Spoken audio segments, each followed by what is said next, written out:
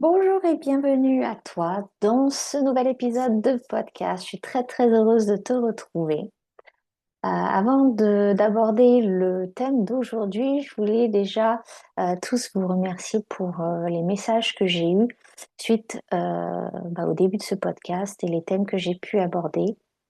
Donc je vois que ça vous plaît, donc on continue avec ce format, bien sûr qui sera alterné avec aussi des vidéos face cam. J'aime bien alterner les deux. Voilà. Alors, aujourd'hui, qu'est-ce qui nous intéresse? Le thème, en fait, est venu je dirais, ça a commencé par des synchronicités, notamment avec mes clientes et puis aussi dans la formation Reiki Animal, la cohorte actuelle. Et le thème de la maîtrise de l'énergie, de son énergie, est pas mal ressorti. Donc, je prends ça comme un thème qu'il faut que j'aborde d'une façon ou d'une autre, d'un angle ou d'un autre. Et en fait, je trouve que c'est tellement à propos parce que on est actuellement toujours dans l'énergie du Nouvel An chinois, donc de l'arrivée du cheval de feu avec cette nouvelle lune qui est aussi couplé à la période des éclipses. Donc, pendant les 2 prochaines semaines qui font suite donc à cette nouvelle lune, on est dans un portail énergétique puissant, le portail des éclipses, que personnellement, je prends toujours comme une sorte de mise à jour de notre énergie.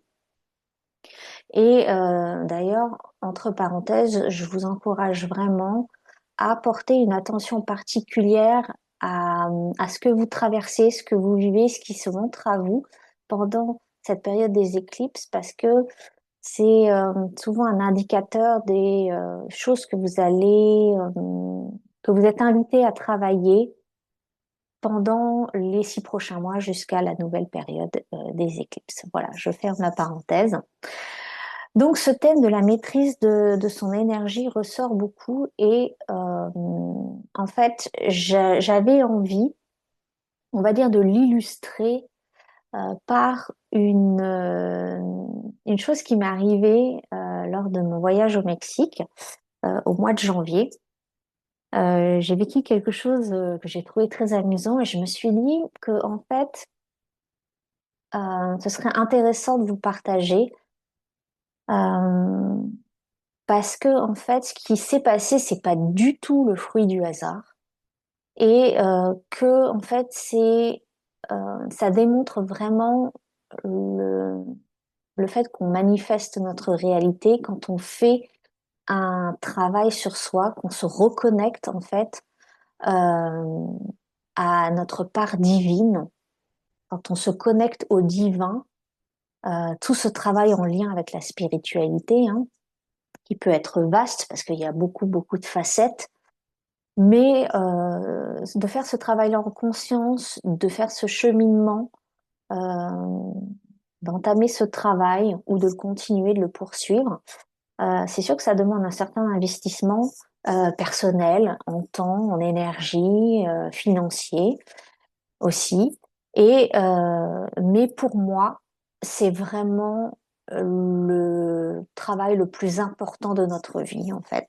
Ce n'est pas ce qu'on nous fait croire comme étant d'avoir sécurisé un bon job, de caractériser métro boulot dodo, en fait, en quelque sorte.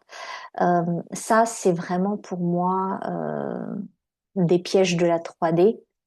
Le vrai travail se situe au niveau de se reconnecter à notre aspect divin et tout ce qui va avec. Parce que de là, en fait, découle euh, notre réalité, la réalité qui est la meilleure pour nous, en fait, quand on fait ce travail en conscience. Et faire ce travail de personnel, de connaissance de soi, de reconnexion intérieure, eh bien, malheureusement, dans la société actuelle, il est souvent relégué à, on va dire, au mieux à un passe-temps, et au pire à du charlatanisme. Enfin, c'est vraiment pas pris au sérieux, alors que de mon point de vue, en fait, c'est vraiment le cœur de notre incarnation, le cœur de notre vie ici, et que faire ce travail peut vraiment nous amener à vivre une vie extraordinaire. D'ailleurs, une étude sur laquelle j'étais tombée il n'y a pas si longtemps que ça révèle que les personnes qui ont une religion ou une pratique spirituelle, eh bien, sont en meilleure capacité de traverser des épreuves. Ils ont une meilleure capacité de résilience que les personnes qui sont athées.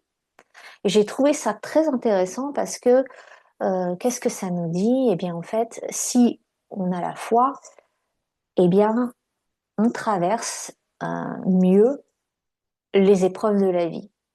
Et c'est quand même, je trouve ça assez fou au final. Euh, Ce travail sur soi, il ne sert pas qu'à mieux traverser les épreuves, hein, qu'on soit clair. Le tout, c'est que de faire ce travail, au final, comme je le disais, c'est vraiment de nous permettre de vivre une vie dans la paix, dans l'harmonie, dans l'abondance, d'avoir vraiment une vie profondément satisfaisante et épanouissante, d'accord? C'est vraiment là qu'est le cœur du sujet, d'accord? Donc, et ça a été d'ailleurs récemment encore validé avec une personne avec qui je discutais qui vient de perdre sa maman dans des circonstances assez difficiles. Et cette personne me disait, mais heureusement que en fait, je, je sais en fait qu'il y a quelque chose après la mort. En fait, je sais que elle est quelque part, elle existe toujours. Et elle me disait, ça rend en fait ce processus de deuil beaucoup plus doux en fait. Et pour moi, c'est vraiment euh, une illustration parfaite de cette étude en fait. Le fait d'avoir déjà cette conscience, puis après de vraiment faire le travail intérieur, eh bien, ça rend tout beaucoup plus paisible en fait, quelles que soient les épreuves en fait qui sont mises sur notre chemin, mais surtout on se réapproprie notre pouvoir pour créer euh, la vie qu'on veut. Donc à mon humble niveau en fait, euh, le partage de ce que j'ai vécu au Mexique, c'est vraiment de l'ordre de ce que je considère comme être une anecdote, mais comme je l'ai dit, ce n'est pas un hasard, ce n'est pas un accident en fait. Et ça vient illustrer là aussi en fait notre potentiel à manifester ce qu'on veut. Et mon but derrière ce partage et le podcast d'aujourd'hui, c'est vraiment de t'inspirer à vraiment t'engager dans ce chemin et si tu l'es, de poursuivre parce que je sais que c'est loin d'être facile tous les jours parce qu'on est régulièrement testé. Mais en fait, le fait de tendre à une maîtrise de ton énergie, eh bien, ça te permet vraiment de t'aligner en quelque sorte à ta meilleure vie. Il y aurait vraiment beaucoup, beaucoup de choses à dire sur le sujet. Donc aujourd'hui, je veux vraiment me cantonner d'une certaine façon à cette anecdote pour les raisons que j'ai évoquées avant. Euh, c'est important aussi pour moi de préciser que quand je parle du fait de maîtriser euh, son énergie, en fait, ça veut absolument pas dire contrôler. C'est très facile de faire l'amalgame, mais c'est vraiment deux choses qui sont extrêmement différentes. Quand je parle de maîtriser ton énergie, eh bien, c'est au contraire d'intégrer le lâcher-prise parce qu'il y a une certaine conscience derrière ce travail, d'accord? Donc, on n'est pas du tout dans le contrôle, on est plutôt dans une compréhension de comment fonctionne l'énergie. Et donc, ça nous permet, comme on a cette compréhension, d'être dans la maîtrise sans tomber dans le contrôle. D'accord? C'est vraiment euh, une, quelque chose qui peut paraître être une subtilité, mais en fait, dans l'énergie, c'est vraiment extrêmement différent. Ce sont vraiment deux concepts différents. Donc, qu'est-ce qui s'est passé au Mexique? Donc, en janvier, je suis partie au Mexique et c'est vrai que déjà ce voyage était né d'une certaine impulsion. Je ressentais l'appel des baleines, comme je peux le ressentir de temps en temps. Les baleines ont joué une partie vraiment très importante dans mon évolution. J'ai d'ailleurs reçu des messages d'elles il y a une vingtaine d'années, en fait. Et donc voilà, quand je ressens l'appel, c'est qu'il y a quelque chose d'important et une certaine upgrade énergétique, donc une mise à jour énergétique qui a souvent lieu quand je ressens cet appel-là. Et donc on a facilement trouvé un package, un voyage au Mexique, sur la côte Pacifique. Dans un endroit parfait, enfin qui correspondait tout à fait à ce que j'avais envie de vivre sans vraiment savoir du tout ce que c'était en fait, hein, mais je sentais que j'étais appelée et le Mexique m'appelait aussi. Euh, j'ai découvert le Mexique en 2025 et j'ai eu vraiment un coup de cœur. J'étais dans la péninsule du Yucatan, donc chez les Mayas. Et voilà, je me sentais vraiment très bien. J'ai beaucoup apprécié cette énergie et j'avais envie de retourner au Mexique. Donc voilà comment ça s'est fait. Donc, sans rentrer dans trop les détails, on a vécu vraiment une chouette semaine. On a vu beaucoup d'animaux et évidemment, on a vu une baleine à bosse. Et c'était marrant parce que lors de la sortie en mer, la biologiste euh, qui nous accompagnait sur le bateau nous avait dit que la journée précédente, ils n'avaient pas vu de baleine et que bien évidemment, c'est quelque chose sur lequel ils n'ont pas le contrôle, donc il n'y a aucune garantie. Mais finalement, le jour où on est sorti en mer, on a vu énormément d'animaux. On a vu des dauphins, on a vu beaucoup de tortues, on a vu des raimentas et on a vu une baleine à bosse qui était en migration vers, vers l'équateur, au niveau du Panama. Ça, c'est à chaque fois que je parle des baleines, ça me ramène beaucoup à mon passé de scientifique où j'ai beaucoup étudié les baleines dans différents endroits du globe d'ailleurs.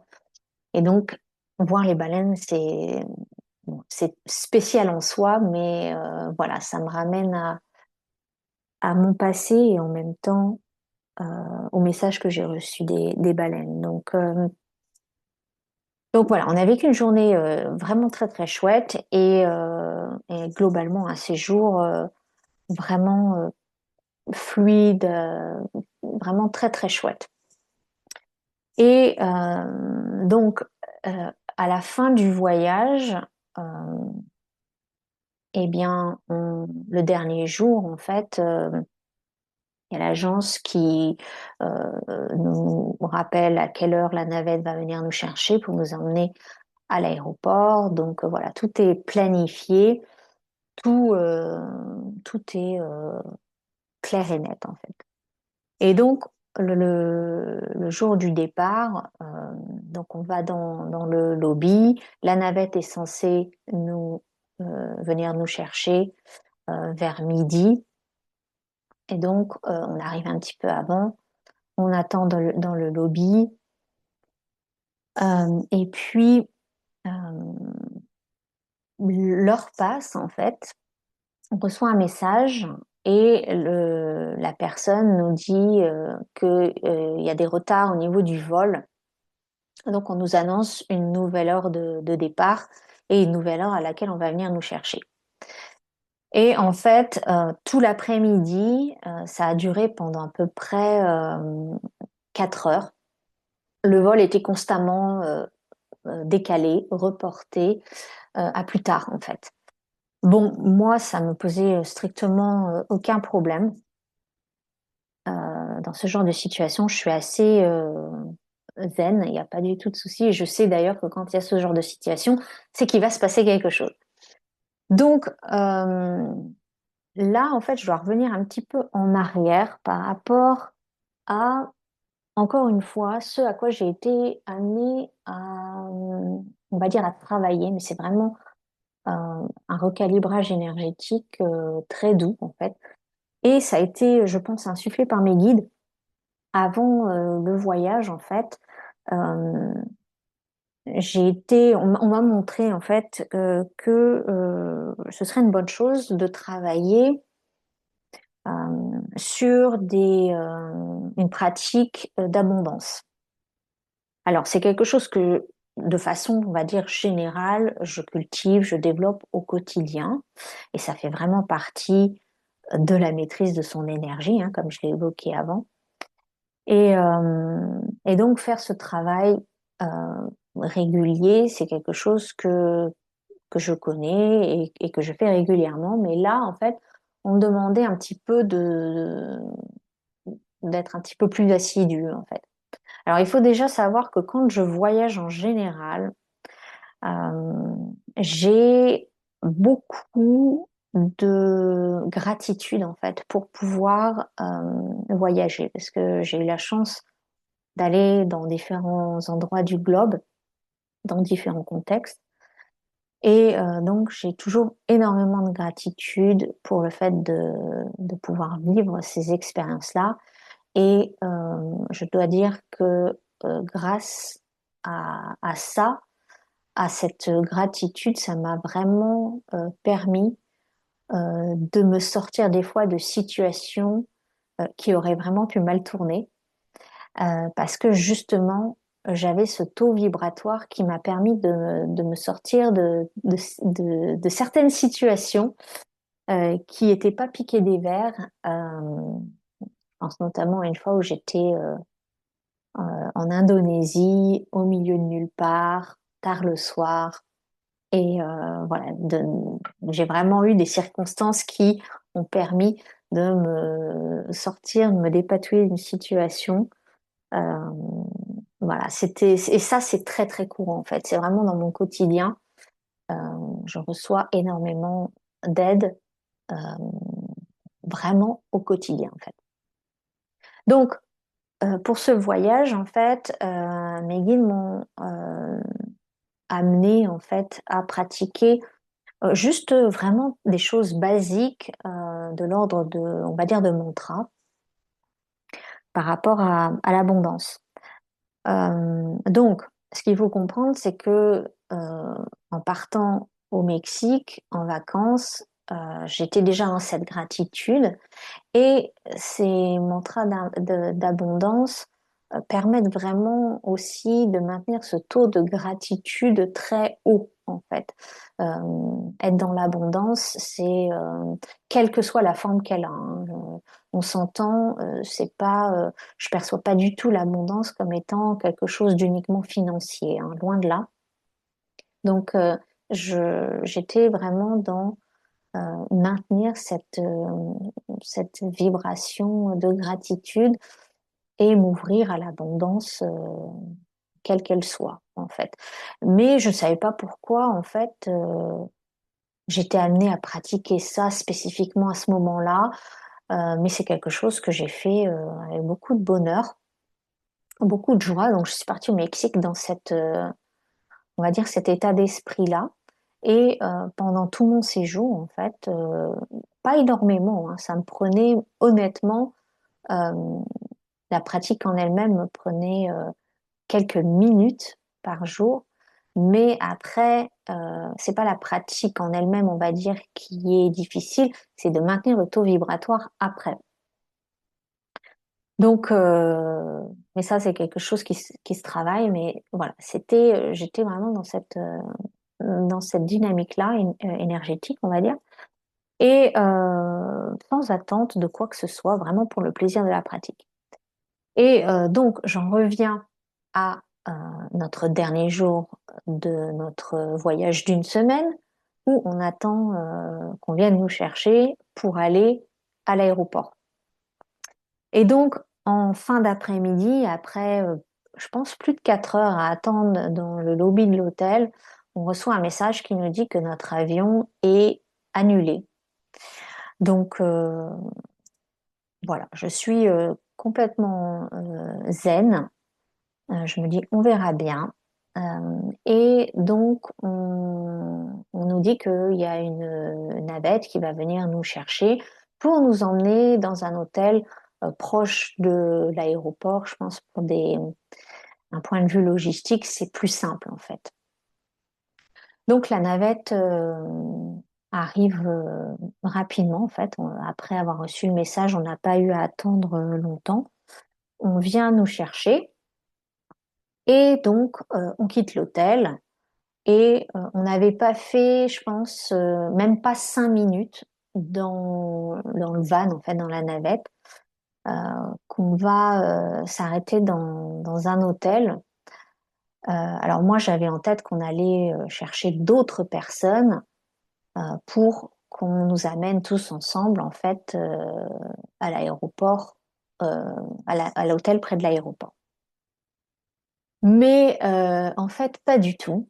On arrive donc à un hôtel qui est honnêtement à même pas 5 minutes de l'hôtel où on avait résidé pendant nos vacances. Et je pense qu'honnêtement, ça a dû me prendre plusieurs minutes pour réaliser en fait ce qui se passait parce que le chauffeur nous dit ben, qu'on est arrivé. Et devant moi, en fait, il y a un magnifique hôtel, un hôtel 5 étoiles.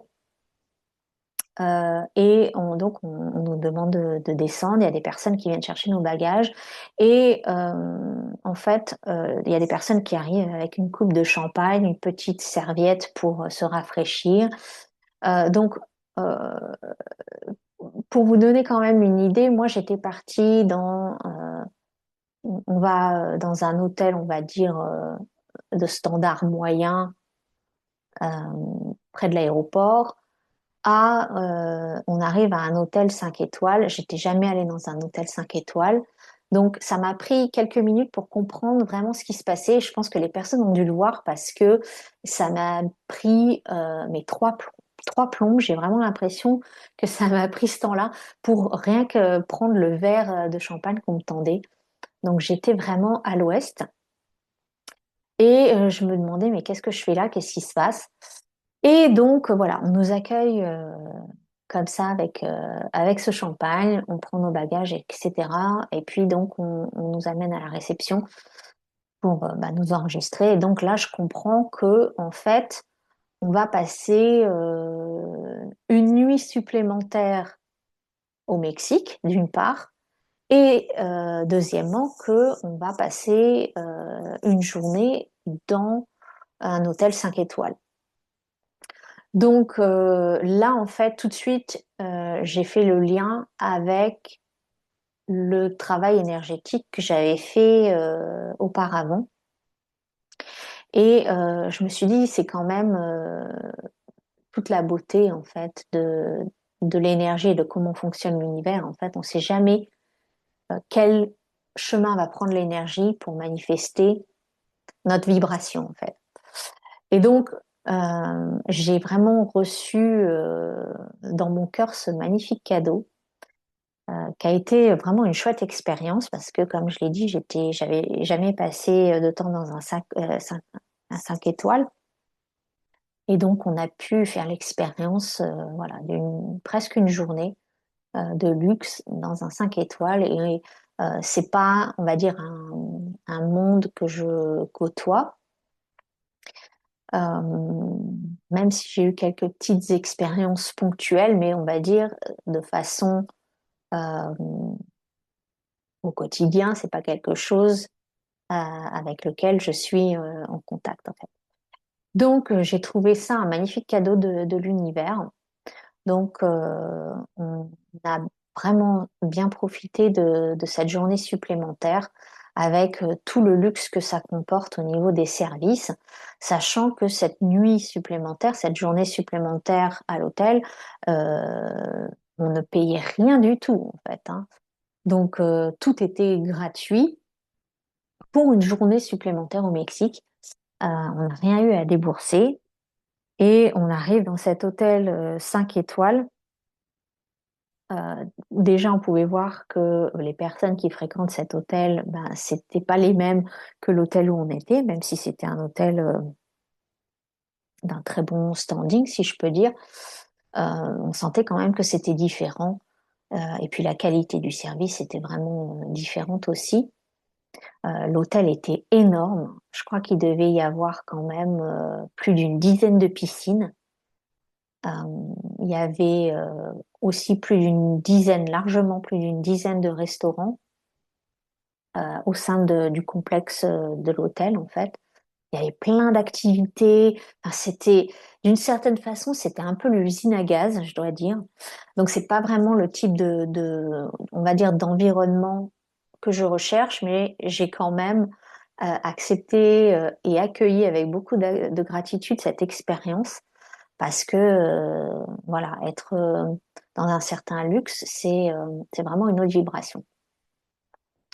Donc, on a pu profiter du service, de la nourriture, du cadre. euh, voilà. Et c'était vraiment, moi qui adore observer en fait comment fonctionne l'énergie, c'était très intéressant pour moi de voir en fait la vibration des personnes qui étaient présentes, euh, de vraiment me connecter à ce type d'environnement. Et donc on passe le reste de la journée à l'hôtel, on se balade euh, voilà, dans le complexe et puis sur la plage parce que l'hôtel donnait directement sur la plage avec plage privée. Enfin, c'est très très chouette. Et puis le lendemain, on va prendre notre petit déjeuner. Ils ont un restaurant qui est juste au bord de la plage. Euh, voilà, la nourriture était très chouette, un très très bon service. Et pendant le petit déjeuner, je vois quelqu'un un fauconnier en fait, quelqu'un qui a un rapace. Et tout de suite, en fait, je me dis, bon, ça, c'est une attraction à touristes. Pourquoi je me dis ça? Parce que l'année dernière, euh, quand on était au Mexique, donc sur la côte Maya, eh bien, sur la plage, en fait, il y avait beaucoup de ce genre d'attractions, euh, de personnes avec des perroquets. Alors évidemment, les perroquets, on les voit jamais s'envoler. Pourquoi? Parce qu'ils ont les ailes cassées. Et tout ça pour prendre des photos avec les touristes. Et il y avait aussi une personne l'année dernière, je me rappelle, avec un petit singe, pareil, pour prendre des photos, attirer les touristes. Donc évidemment, au niveau éthique, je doute toujours de d'où viennent ces animaux, comment ils sont détenus, etc. Donc ces pièges à touristes, en fait, je les vois à 15 000. Et donc là, quand j'ai vu cette personne, ce fauconnier, euh, eh bien, c'est immédiatement ce que j'ai pensé, en fait. Donc, après avoir pris notre petit déjeuner, je me suis dit, j'ai envie d'aller parler à cette personne-là. Et ce qui m'intriguait aussi, c'est qu'il y avait aucune personne, aucun touriste, aucun client de l'hôtel, en fait, qui était curieux ou qui s'approchait de cette personne-là. Il n'y avait pas de photos à prendre. Donc, je me posais des questions, en fait. Donc, je vais voir le fauconnier. Et puis, en bonne biologiste que je suis, en plus, ça m'intéresse toujours, euh, j'engage la conversation en lui demandant quelle est l'espèce de faucon bah, avec qui il travaille, en fait, hein. Et donc, il m'explique ça. Et spontanément, j'ai même pas eu besoin de lui demander, il m'explique qu'en fait, il est embauché par l'hôtel, donc en tant que fauconnier, pour faire fuir les petits oiseaux qui sont aux abords des différents restaurants et qui peuvent occasionner des nuisances, bah, notamment avec les fientes, et puis le fait qu'ils sont constamment là à venir bah, prendre les restes de nourriture. Voilà, ils sont au sol et moi ça me gêne pas parce que c'est quelque chose qu'on avait eu dans l'hôtel d'avant en fait où le restaurant était ouvert et donc il y avait des oiseaux. Alors il n'y avait pas non plus une tonne d'oiseaux, hein, mais il y avait quand même certains oiseaux qui venaient dans le restaurant, qui se perchaient sur les chaises. Donc il y avait des fientes. Donc au niveau hygiénique, c'est pas top quand même. Et puis qui étaient entre les tables à venir picorer les restes euh, des repas. Donc, euh, donc en fait, le rôle du fauconnier était d'effrayer ces oiseaux pour éviter toutes les nuisances en lien avec ces petits oiseaux. Donc je me suis dit, effectivement, on est vraiment dans un standing élevé si l'hôtel en fait embauche des fauconniers pour offrir ce genre de service à ses clients en fait. Donc ça m'a assez impressionnée, je dois dire.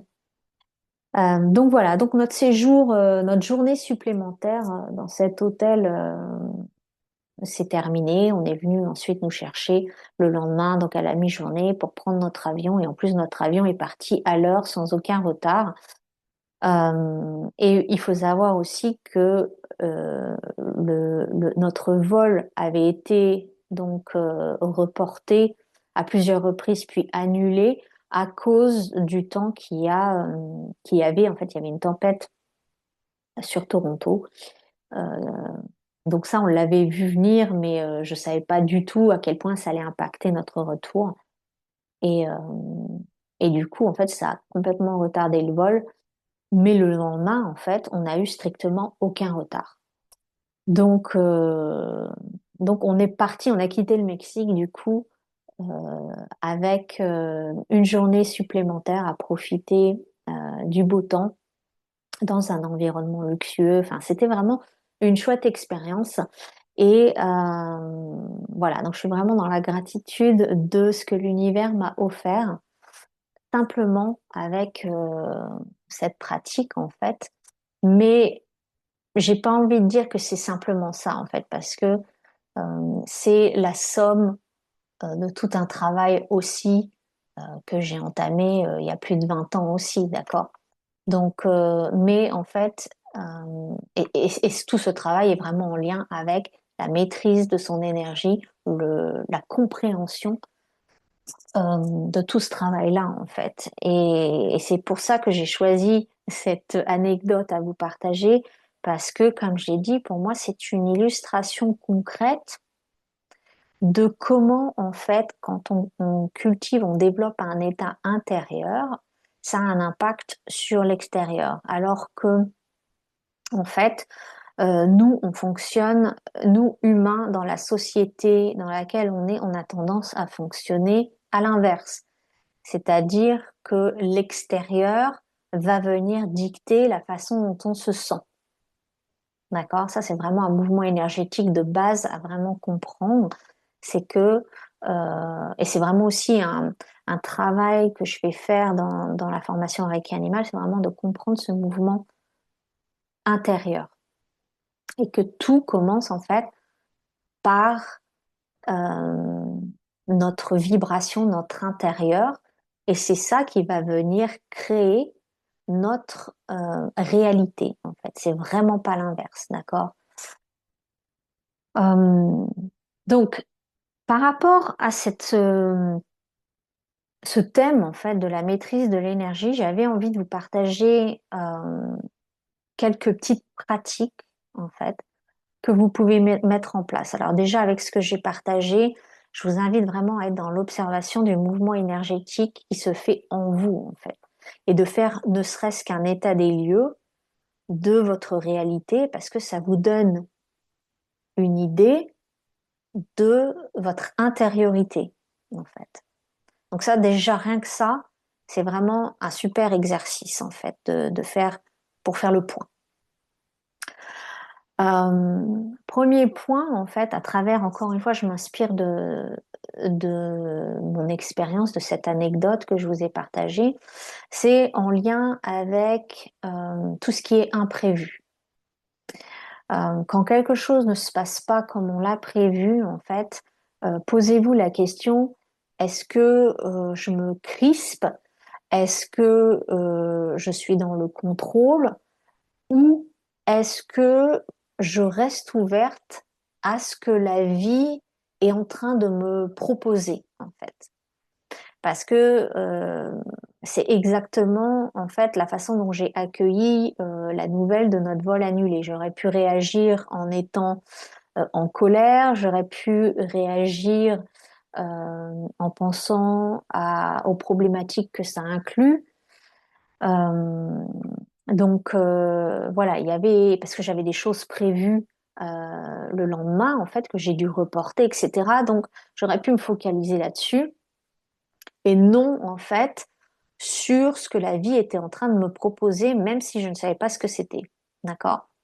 Donc ça c'est aussi un exercice en soi, voir comment vous réagissez par rapport à l'imprévu.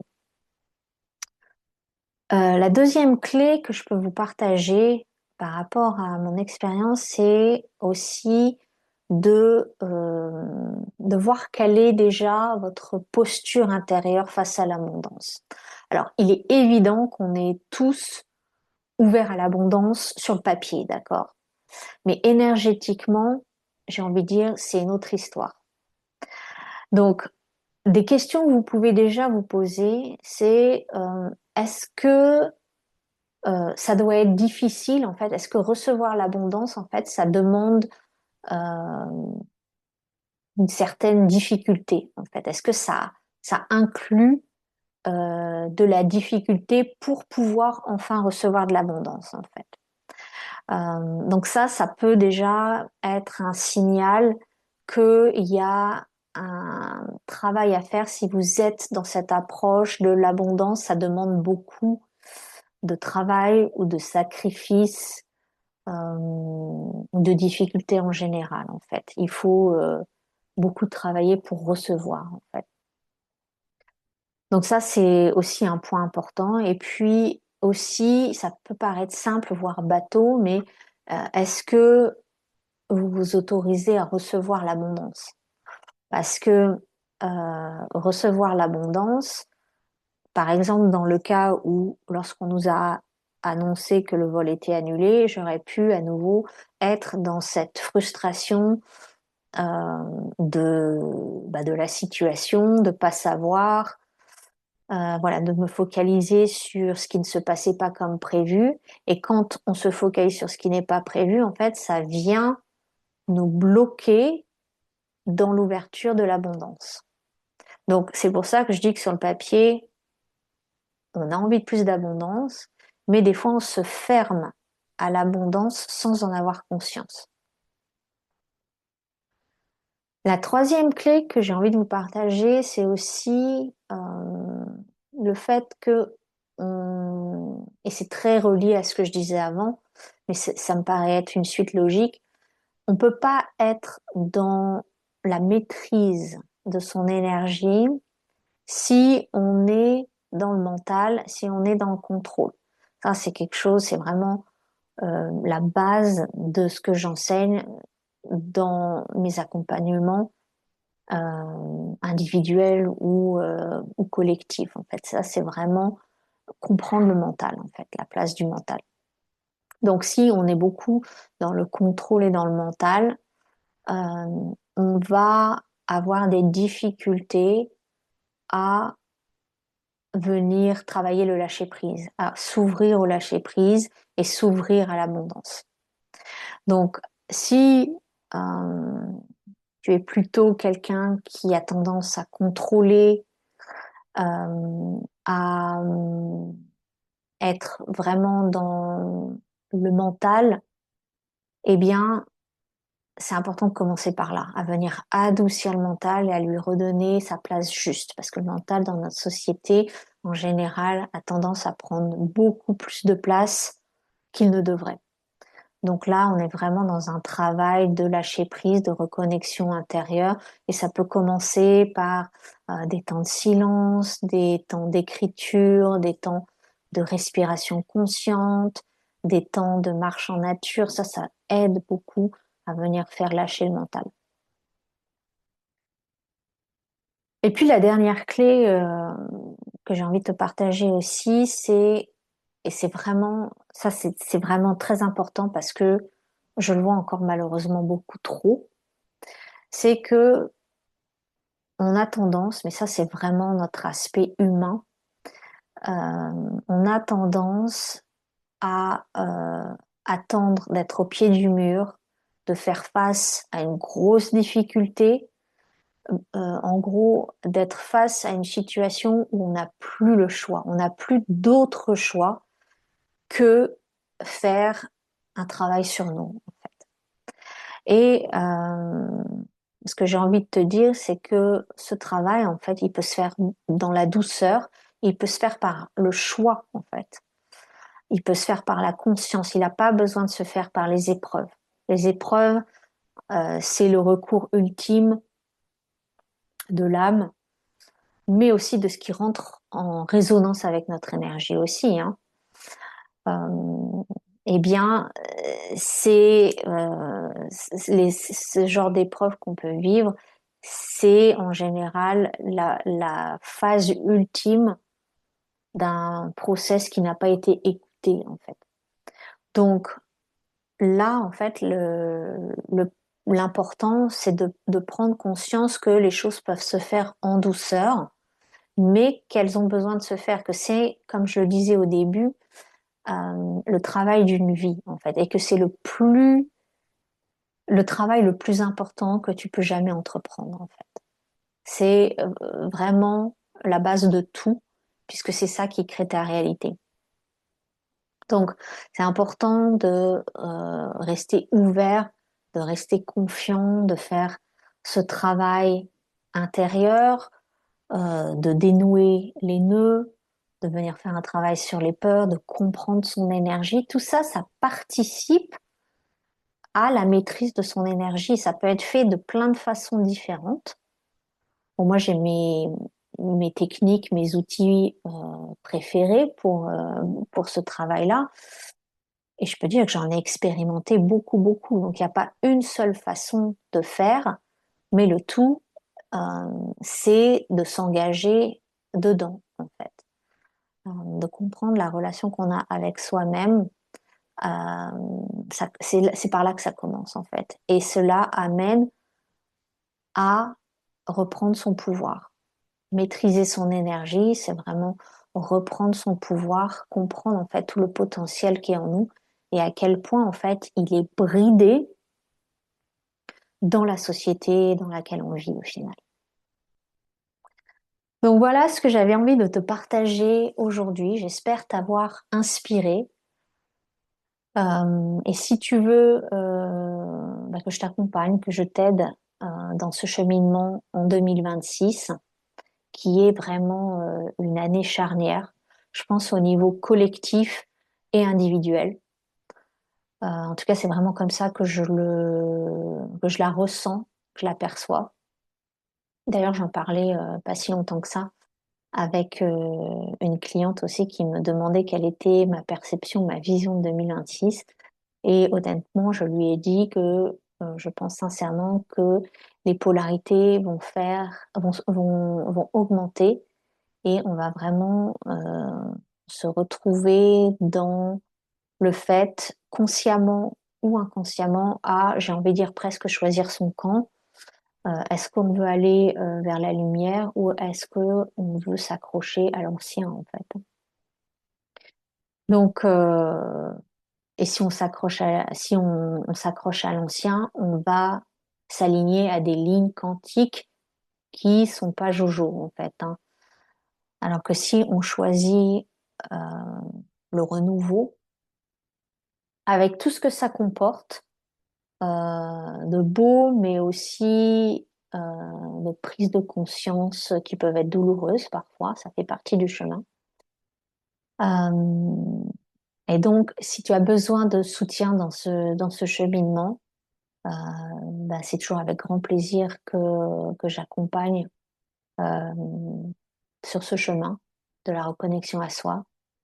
Actuellement, il y a la guidance 2026 qui est disponible jusqu'au 24 février seulement.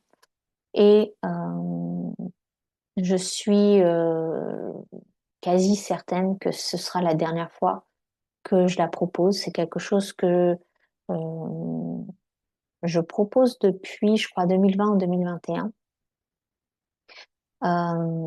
Mais là, je sens que justement, avec cette année 2026, je suis appelée à faire autre chose. Donc la guidance 2026, je mettrai le lien sous la vidéo. Euh, c'est important de comprendre que c'est pas un outil prédictif. En tout cas, je m'en sers pas du tout comme ça. Mais c'est plutôt une approche qui va mettre en lumière en fait tes forces et les points de vigilance pour 2026.